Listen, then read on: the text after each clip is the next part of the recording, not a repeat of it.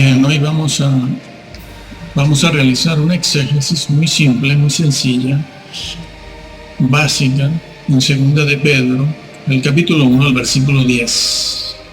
El versículo 10 que leo a continuación en la Biblia de Casiodoro, de Reina, y dice: por lo cual, hermanos, tanto más procurad de hacer firme vuestra vocación y elección, porque haciendo estas cosas no caeréis jamás.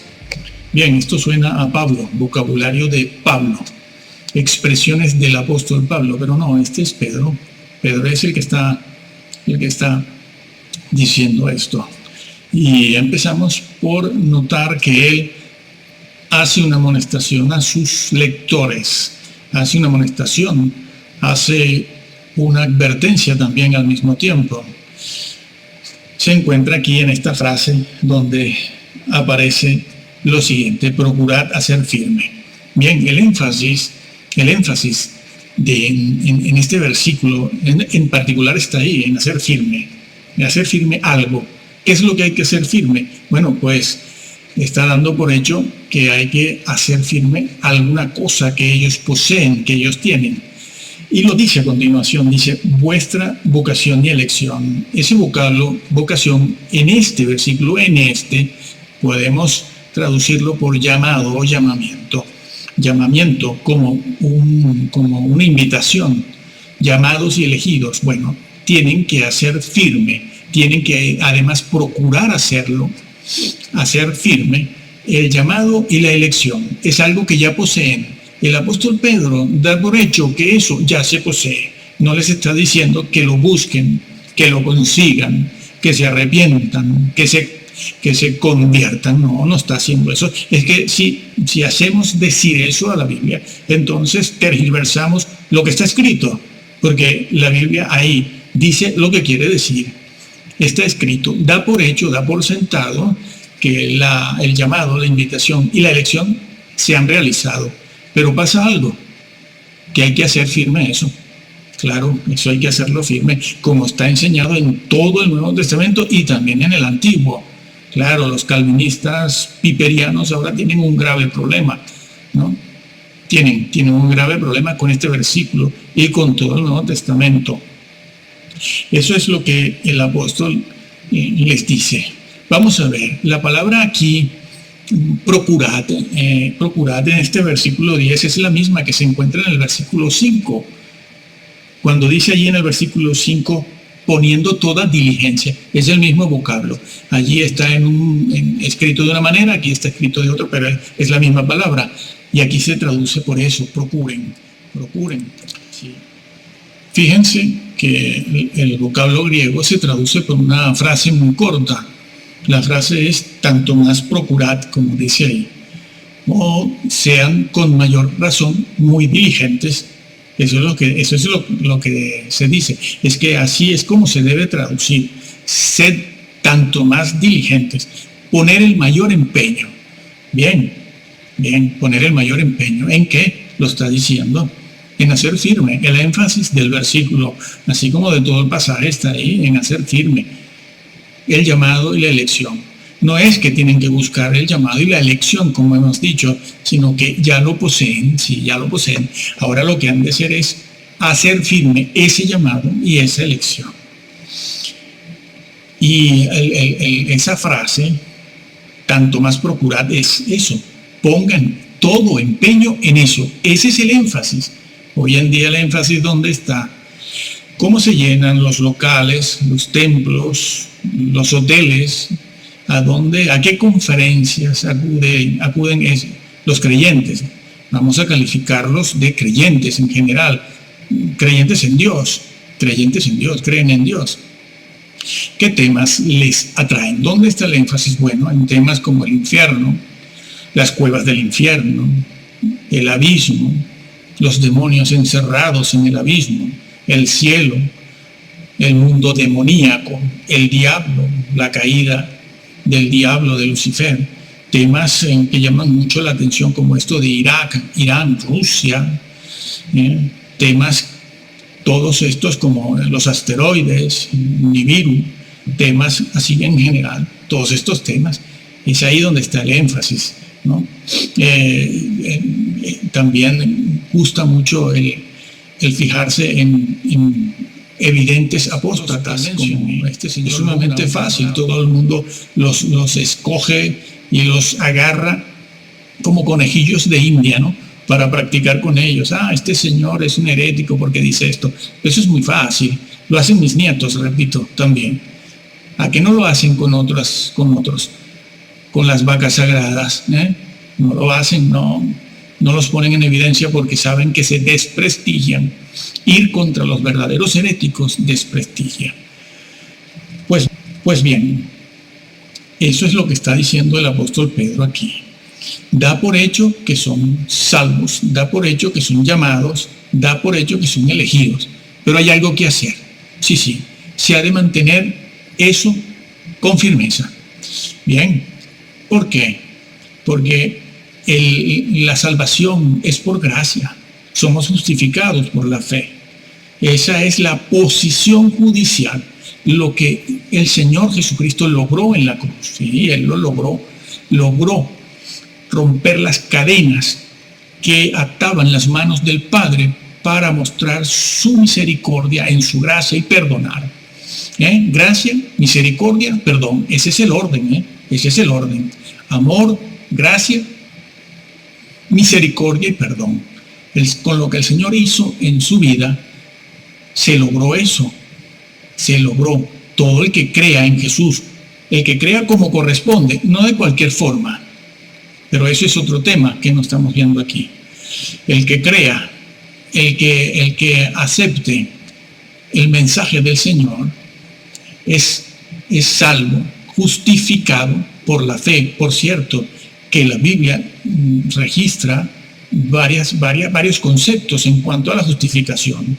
Somos justificados por la fe, pero es que la Biblia también dice que somos justificados por su resurrección. Somos justificados por gracia también. Esas expresiones se han de estudiar y analizar al lado de la otra muy famosa expresión, justificados por la fe. Pero eso habla de nuestra posición, no de nuestra condición espiritual. Bien, pues el apóstol Pedro les hace una exhortación a la firmeza en su llamado y en su elección, porque la salvación es por gracia. Nosotros no podemos hacer absolutamente nada para ser salvos. La gracia y la salvación la provee completamente al Señor. Completamente al Señor. Pero la Biblia enseña de tapa a tapa que el hombre es responsable no solo de aceptar esa salvación, sino de cuidarla, sobre todo de cuidarla. Sí, es un llamado, es una invitación. Se acepta, pero se mantiene mediante la obediencia. La obediencia a todo lo que el Señor pide que obedezcamos. Sí, señor, sí. Por eso, por ejemplo, y lo leo porque lo tenemos por aquí, por eso el Señor, por ejemplo, en 2 de Tesalonicenses dice: por tanto, hermanos, manténganse firmes. Aquí habla el apóstol Pablo, no Pedro. Manténganse firmes. ¿Cuál es la necesidad de mantenerse firme? Si salvos, siempre salvos. No, salvos, siempre salvos, no. La Biblia no enseña eso. Es una frase que se ha puesto de moda en las últimas décadas, en los últimos 100 años, aproximadamente. Es algo nuevo, pero la Biblia no enseña eso. Manténganse firmes y retengan lo que hemos enseñado en otros vídeos. La salvación en la Biblia no se presenta en esa frase, en esa fraseología famosa de salvo, siempre salvo, o de perder la salvación. La salvación no se pierde, la salvación se deja de alcanzar, se deja de retener, como dice aquí 2 de Tesalonicenses capítulo 2, se deja de permanecer, como dijo Cristo: si permanecéis en mí, si permanecéis, si retenéis, si no dejáis de alcanzar, si no caéis. Así es como se presenta la salvación. Tienes que alcanzar, tienes que retener, no debes caer. Y aquí en 2 de Tesalonicenses 2:15 se dice también, como en muchos otros sitios, se dice: manténganse firmes y retengan ¿qué? La fe. Juan 3:16. No, hombre, no. La doctrina. es la doctrina si salva. Yo sé que en Centroamérica estas vacas sagradas les dicen a todos, no se preocupen, nada de doctrina, nada de Trinidad, ni nada de nada. Tú crees en Jesús, has hecho la oración de fe, lo recibiste, ya está, tranquilo. Pero eso no es bíblico, hermanos, amigos que nos escuchan. Bueno, son 20 personas. No es bíblico, se perderán. Hay que retener la doctrina, como se dice aquí, que personalmente y por carta les hemos enseñado, dice Pablo. Sí, se ha de cuidar la salvación. Dios provee la salvación. Eso es totalmente de parte de Dios. Pero el hombre es responsable. Dios no es el único responsable. ¿Quiénes son salvos? ¿Qué se ha de hacer para mantener firme ese llamado y esa vocación? Bueno, la Biblia lo engloba en una palabra, en una frase, que hay que desglosar después. Por ejemplo, en Hebreos 5:9 es muy conocido ese versículo, pero nadie se atreve a hacerle la exégesis. Ese versículo en Hebreos 5:9 que dice, y leo, y una vez que alcanzó la perfección, llegó a ser autor de la salvación eterna. Jesús llegó a ser el autor de la salvación eterna. ¿Para quiénes? ¿Para los que creen? No. Para los que le obedecen. Allí está dicho también. Está dicho allí. Los que le obedecen. Los que le obedecen. No todos. Por eso la Biblia y el Señor dice, no todo el que me dice Señor, Señor, sino el que hace. Hacer la voluntad de Dios no es tan fácil. No es como vivir a la altura del Código Civil y Penal, que es lo que les enseñan, pórtense bien. Es decir, vivan ustedes a la altura del Código Civil y Penal como todos los ciudadanos. No es eso lo que el Señor exige. El Señor exige mucho más que eso. Y no deben calificarlo de severo. El Señor no es severo por eso, ¿no? Como aquel que tenía solo un talento y se acercó al Señor diciéndole eso, oye, es que tú eres muy severo. Pides lo que no das. Pides lo que no das, ¿sí? Y quieres recoger donde no siembras. Y el Señor dice, madre mía, lo que dice este siervo inútil, a las tinieblas de afuera, de entrada. Claro, un siervo con capacidades, dones, talentos, etcétera, pero se descuidó.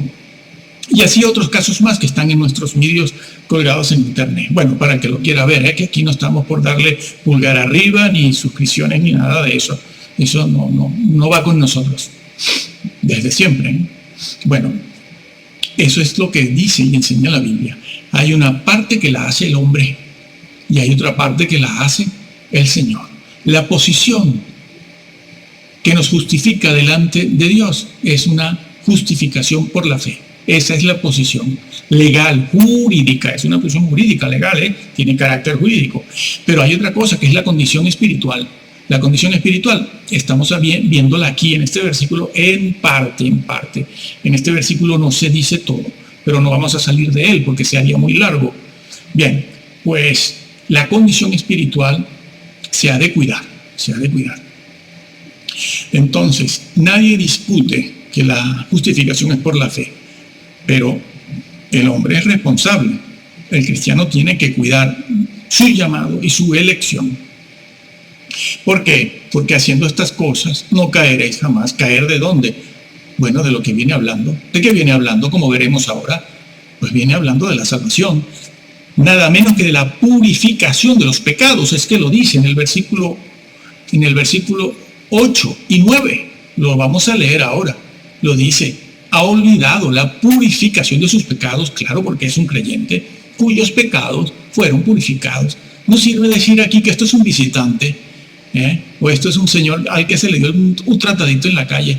Quienes le están diciendo esto en Centroamérica no son teólogos, son personas que habrán pasado por un seminario, nada más. Pero no, y se dedican luego a leer libros por aquí, libros por allá, a ver lo que dice este, lo que dice el otro, lo que dice el de más allá, lo que dicen los calvinistas, porque se han convertido al calvinismo, no a la Biblia, y ahora últimamente se han convertido en calvinistas piperianos, ¿no? Este señor que dice que el pecado lo creó Dios, que está de acuerdo con la fiesta de Halloween, que etcétera. Necesidad, entonces, repetimos, tiene el apóstol Pedro, de decirles a estas personas, que él dice que sus pecados han sido purificados, que ya tienen el llamado y la elección. Sin embargo, les dice, no caeréis jamás. Pues se refiere y les está diciendo que no caeréis, que no van a caer de esa salvación en la que están, de ese llamado y de esa elección. No caen. Pero si lo está diciendo el versículo directamente, si está allí mismo en el texto, en el contexto, es que es increíble, amigo. Es que, ¿qué es lo que les pasa? ¿Caer de dónde? De las obras, de los premios. ¿Dónde se está hablando de premios aquí? No se habla de premios aquí. Se está hablando del llamado y la elección.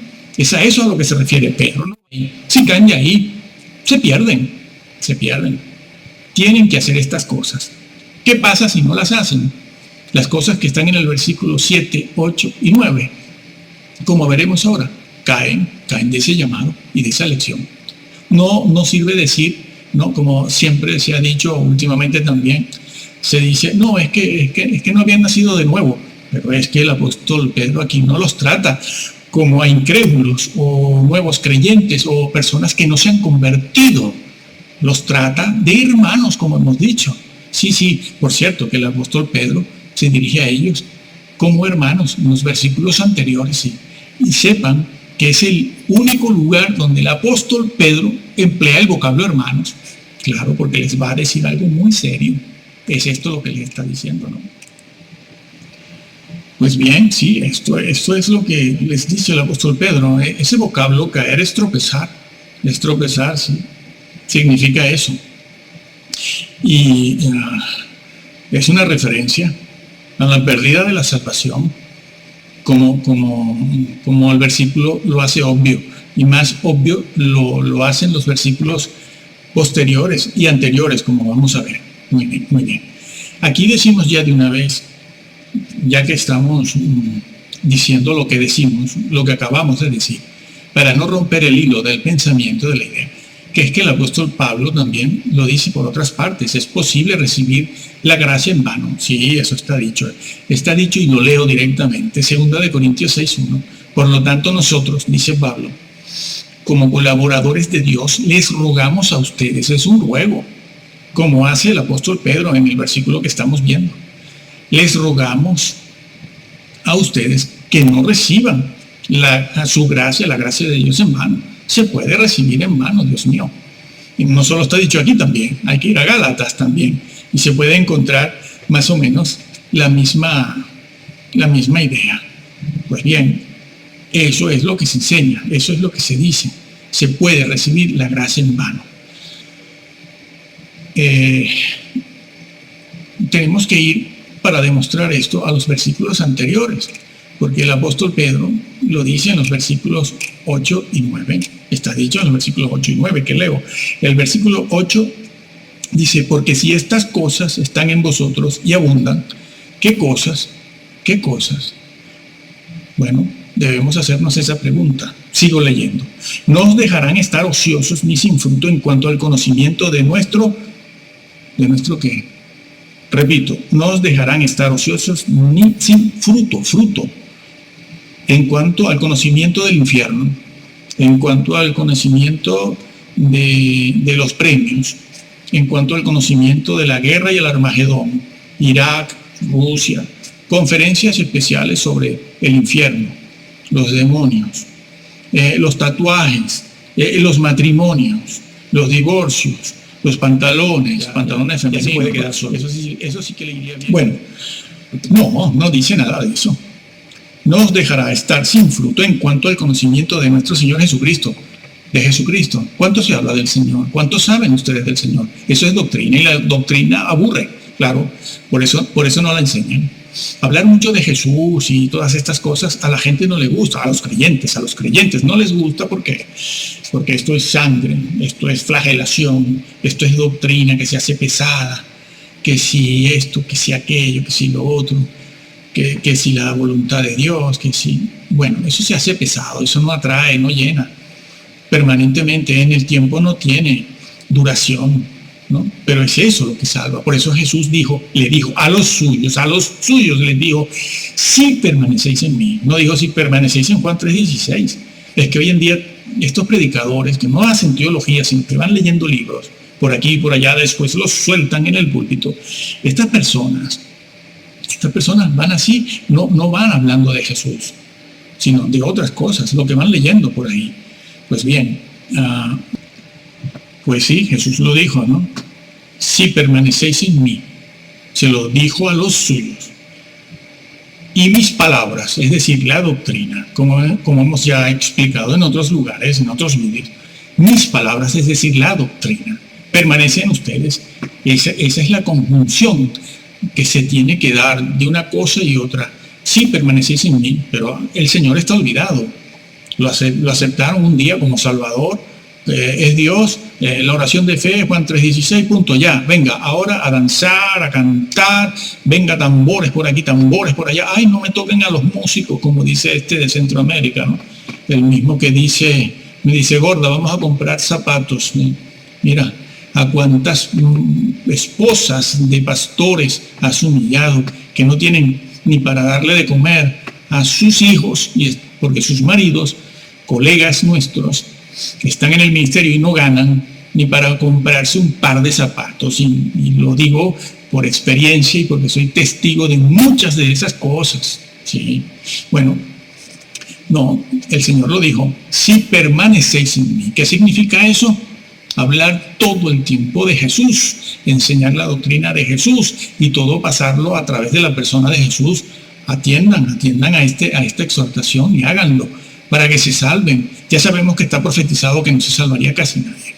Creer es una cosa y la salvación es otra. Como hemos visto antes en Hebreos 5:9, que está repetido en otros versículos, el salvo, y lo tenemos aquí a la mano, lo podemos leer, dice, llegó a ser autor Jesús de eterna salvación para todos los que creen. No dice eso. Para todos los que son salvos. Tampoco. Para todos los que son humildes. No, tampoco. Para los que le obedecen. Es lo mismo que dijo el Señor, entrar por la puerta estrecha. Detrás de la puerta está el camino estrecho también, agorizoma, agónico, camino agónico, puerta agónica. Es lo mismo que dijo Jesús, apartados de mí. Nunca os conocí, hacedores de sin ley. Sin ley, sí, el griego dice sin ley. Y ya las traducciones, muchas lo hacen así, ponen hacedores de maldad. No, porque eso es muy amplio y muy vago. Servía antes, antiguamente, pero ya no sirve. Ahora hay que decirle a la gente lo que es. Hacedores sin ley, sin la Torá. Eso es lo que es propio. No soy mesiánico, que soy bautista del sur, de la Convención del Sur. Bueno, pues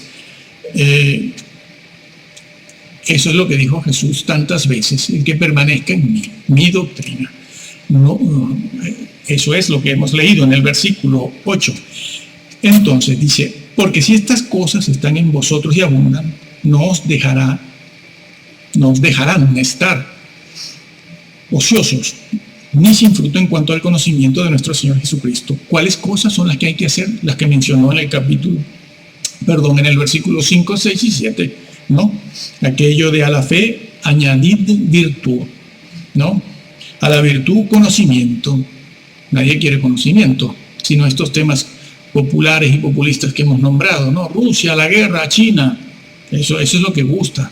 Los volcanes, todo el mundo está pendiente de esto.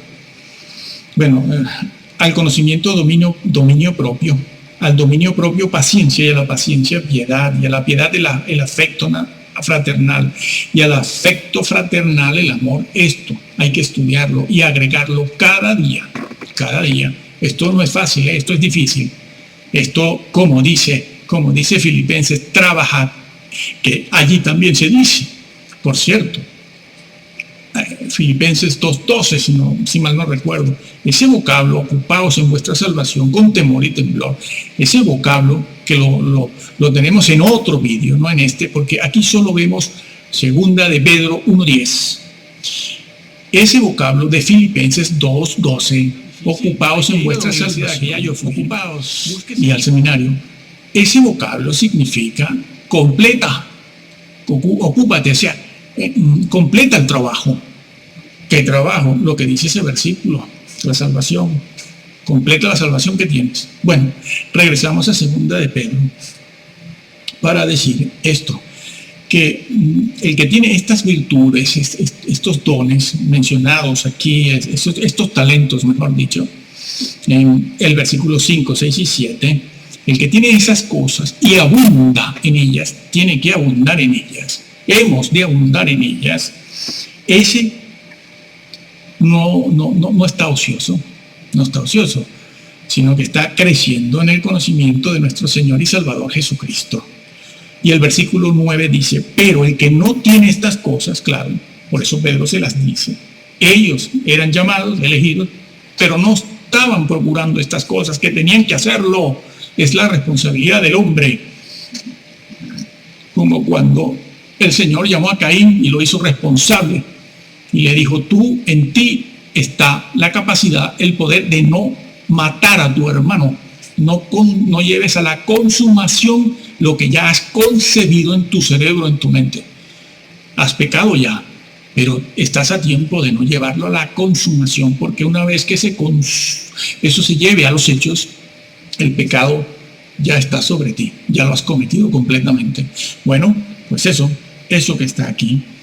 El que no tiene estas cosas es ciego, dice, tiene la vista muy corta, es ciego, habiendo olvidado la purificación de sus antiguos pecados, lo dice, antiguos, además hace referencia en el tiempo, al día en que esa persona conoció al Señor y se convirtió, recibió, quiso salvarse, quiso, aceptar la salvación, de hecho lo hizo, por eso es un llamado inelegido, sí, pero el hombre ha de hacer algo, ha de mantener esa posición con una condición de santidad y obediencia, que no es lo mismo ser santo que obedecer, y se han de hacer las dos cosas. Se ha de ser santo, el santo se llama santo, porque solo los santurrones entran en el cielo, y se ha de obedecer. Pero esos son otros temas que también hay que buscarlos, a que no se los enseñen. Los que aman al Señor son muy pocos. El Señor lo dijo. El que me ama, mi palabra guardará.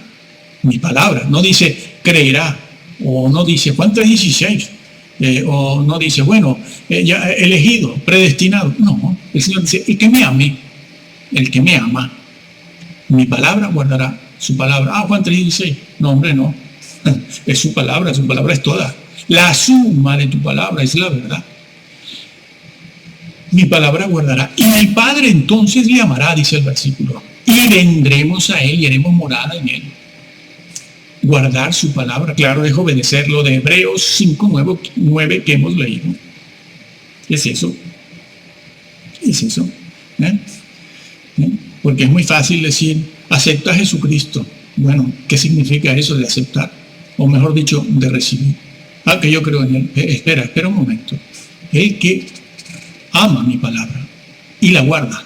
Por eso Jesús dijo también, el que quiere hacer la voluntad del Padre, aquella que no hacían aquellos que se presentaron con un currículum delante del Señor en el día del juicio, ¿no? Y, Señor, hemos hecho esto, hemos hecho aquello, hemos hecho lo otro, ¿no? Tenemos otro vídeo también colgado sobre eso. Y el Señor les dijo a ellos, no habéis hecho la voluntad de mi Padre. Bueno, es que el Señor lo dijo, el que quiera hacer la voluntad de mi Padre, conocerá la última moda. No, amigo. El que quiera hacer, el que desee de verdad hacer la voluntad de Dios, conocerá si la doctrina, dijo Cristo, es mía o de mi Padre. Una referencia otra vez a la doctrina. Ten cuidado de ti mismo y de la doctrina, pues haciendo esto te salvarás. Salvar del error, salvar de decir tonterías en el púlpito. No se refiere a eso. Te salvarás de condenarte, te salvarás a ti mismo y a los si una persona no está creciendo en esto, porque no les predican, no les hablan, no les enseñan, no los discipulan en esto, en estas cosas y otras, pues no pueden crecer, y mucho menos en el conocimiento de la persona de Jesús. Eso lo ven durante unos meses y ya después que olvidan pecado siempre y asistiendo a la iglesia. Bien, hay algunas traducciones que me gustan mucho porque reflejan de verdad el significado del original. Tengo una delante de mí que dice, por lo cual más bien, hermanos, procurad ahincadamente asegurarse el llamado y la elección, porque haciendo esto no tropezaréis jamás. Esto es una traducción, no es la exégesis, no es un comentario, no es una interpretación, es una traducción. Me parece correcta, me parece correcta. Sé lo que dice el griego, lo sé, yo lo sé.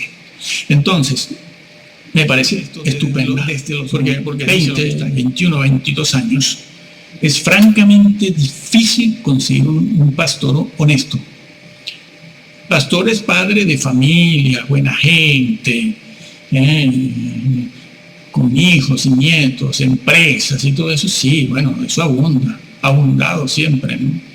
Pero conseguir un hombre de Dios honesto, como los profetas, como Habacuc, o como Jeremías, o como Elías, o como Isaías, etcétera, es muy difícil, es muy difícil.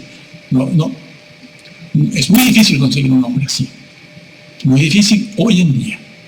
Son personas que no van más allá, como decíamos antes, de respetar el Código Civil y Penal. Pero en la Biblia, y lo que el Señor nos exige, no es que respetemos el Código Civil y Penal, sino que vivamos una vida santa. El santo se llama santo. Eso significa que una vida a la altura del Código Civil y Penal es una vida buena, pero no es una vida santa. No es una vida santa. Una vida santa, según la santidad y la obediencia, según lo que el Señor pide, es mucho más que eso. Es mucho más que estar a la altura del Código Civil y Penal. Entonces, ¿qué hacemos en una situación así? Lo que tienes que hacer es agarrar, tomar una Biblia. En principio, Casiodoro de Reina. Fue él el que la tradujo, ¿no? Bueno, no le hagas caso por ahí a estos que dicen, hombre, es que ese es el problema de las traducciones. Los que dicen eso no saben nada, ¿no? Y sobre todo si son mesiánicos, ¿no? Dicen, es que esto de la circuncisión, es que Roma no traduce bien. O evangélicos también dicen, es que esto aquí del libro de la vida, las vestiduras blancas, es que ese es el problema de las traducciones, ¿no? Y lo dicen con aquella expresión como si fueran filólogos griegos, ¿no? Y no tienen idea, son ignorantes, no saben nada de eso. Quienes sí saben de eso no se expresan así. Las traducciones, Casiodoro lo hizo bien, King James también está muy bien. Entonces, toma, como decíamos, agarra una Biblia, Casiodoro de Reina. Si lees el inglés, King James, y léela tal cual te la encuentras, mi amigo, tal cual, sí, te lo digo yo, tal cual te la encuentras, en su primera lectura, en su segunda lectura, en su tercera lectura. Cuando empieces a encontrar algunas cosas que vas descubriendo, empieza a indagar, a escudriñar, a investigar. Para eso tienes que irte a manuales de griego y hebreo, los idiomas originales, ¿sí? Tienes que irte allí y empezar a ver comentarios. Cuanto más antiguos sean los comentarios, desde hace 30, 50 años. ¿Por qué? Porque le va creyendo a toda esta gente. Entonces, léela tal cual está, en su primera y segunda y tercera lectura. Después tendrás tiempo de ver si cambias algo o no, lo que investigas o no, ¿no? Y que el Señor te ayude y te guíe con la luz del Espíritu Santo.